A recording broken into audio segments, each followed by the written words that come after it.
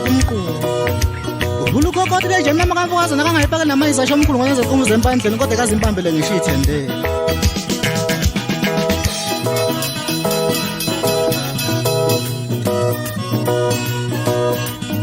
iqinisa impela ukuthi siyazikho konkoti inqola emile konkoti inqola yamba ngibona ngayo lo namahlombe yagobula ngazuthi ikhotheni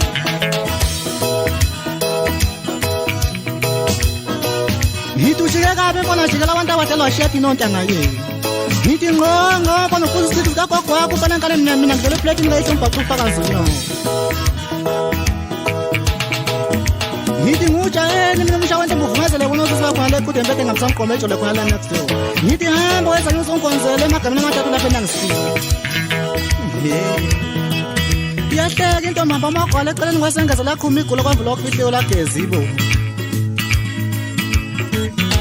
uhamba ukhohlisa abantu kuzobatshela ukuthi yini endala ekukunaqana kuze kube namhlanje kaze uzobatshela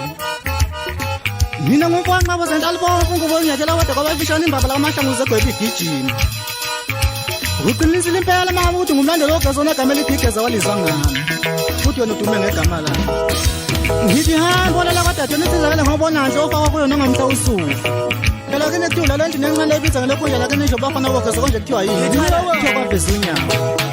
zikwehlulile intombi langaphandle ufile ngoqeqesho nje usuku nje manje akusekho lula ukuthi uyithole envume bafana bogeza